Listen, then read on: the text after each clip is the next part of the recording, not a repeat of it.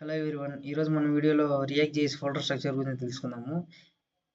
Previous వీడియోలో ఎలా create చేసేలో చూసాము. ఇప్పుడు ఫోల్డర్ స్ట్రక్చర్ గురించి తెలుసుకుందాము. ఈ షాపింగ్ అనేది మన రియాక్ట్ యాప్ నేమ్ అనమాట.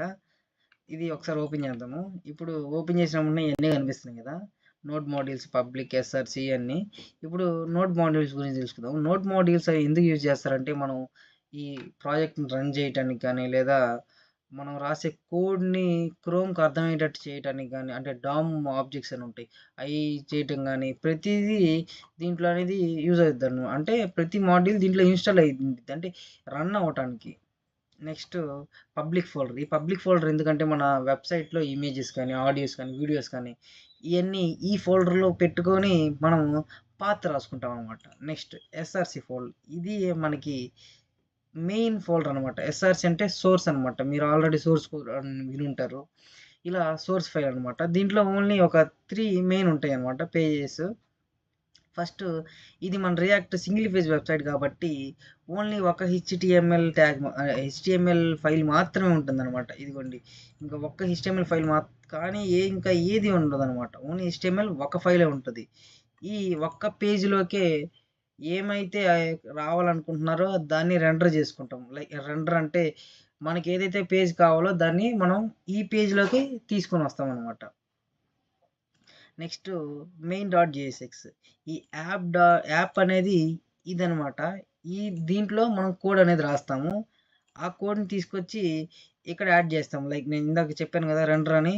ఇక్కడ రెండర్ చేస్తామన్నమాట. ఇక్కడ రెండర్ చేయంగానే మనకి జేఎస్ఎక్స్ కోడ్ ట్యాగ్స్‌లోకి కన్వర్ట్ అయ్యి క్రోమ్‌కి అర్థమయ్యేటట్టు చేసుకునిద్దనమాట. ఇక్కడ యాప్ డాట్ జేఎస్ఎక్స్ అనేది మెయిన్ మనం ఏదైతే కోడ్ రాద్దాం అనుకుంటున్నామో ఆ కోడ్ అంతా ఇక్కడ రాస్తాం అనమాట. లైక్ ఏదో ఒకటి మనకు నచ్చింది ఏదైతే రాస్తామో, అంటే మనకి ఏదైతే అవుట్పుట్ రావాలో మనం ఇక్కడ చూపిస్తాం అనమాట. నెక్స్ట్ ఆల్రెడీ తెలిసిన సిఎస్ఎస్ ఫైల్స్ ఇలా ఉంటాయి అనమాట. ఇది గిట్ ఇగ్నోర్ అనేది ఎందుకంటే ఇక్కడ నోడ్ మాడ్యూల్స్ చాలా ఉన్నాయి కదా, ఈ నెంబర్ ఆఫ్ ఉంటాయి ఇక్కడ.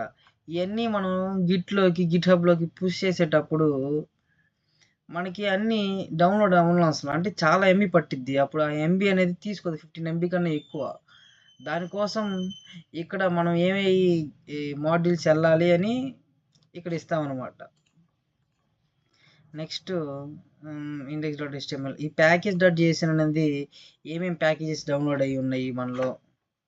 లైక్ బూట్ స్ట్రాప్ డౌన్లోడ్ చేశాను, రియాక్ట్ ఏ వర్షన్ డౌన్లోడ్ చేశాను, రియాక్ట్ బూట్ స్ట్రాప్ ఏం చేశాను, మనం వాడుతున్నాం వీటి కాబట్టి ఏది, అవన్నీ ఇక్కడ ఉంటాయి అనమాట. నెక్స్ట్ ప్యాకేజ్ లాగ్ కానీ అంతే అనమాట. మనం రన్ చేసినప్పుడు npm run dev అని కొట్టినప్పుడు ఇది ప్యాకేజ్ డాట్ జేఎస్ఎన్ ఉంది, లాగ్ జేఎస్ఎన్ ఉంది కాబట్టి మన దాంట్లోకి లాగ్ డాట్ జేఎస్ఎన్లోకి వెళ్ళిద్ది అనమాట. దీంట్లో కానీ సేమ్ జేఎస్ఎన్లో ఏమైతే ఉన్నాయో ప్యాకేజ్లో దీంట్లో కానీ అయ్యే ఉంటాయి అనమాట.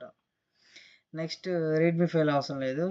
ఇది ఎందుకనమాట అంటే వీటిలో మాత్రమే మనం ఇన్స్టాల్ చేసాం. అంటే ఇది రియాక్ట్ ప్లస్ కాబట్టి దీంట్లో యూజ్ చేస్తామంట. ఈ ప్లగ్గిన్స్లో మనం ఇక్కడ ఏదైతే మనకి యూఆర్ఎల్ రావాలనుకుంటున్నామో గిట్హబ్ తర్వాత మన నేమ్ తర్వాత అది ఇక్కడ యూజ్ చేస్తాం అనమాట. Thank you. ఇంకా ఎవరైతే మన ఛానల్ సబ్స్క్రైబ్ చేయలేదో సబ్స్క్రైబ్ చేసుకోండి. మన ఛానల్లో రియాక్ట్ జేఎస్, బూట్ స్ట్రాప్ గురించి చెప్తున్నాను. నేను react JS with boot strap కలిపి చెప్తాను అనమాట.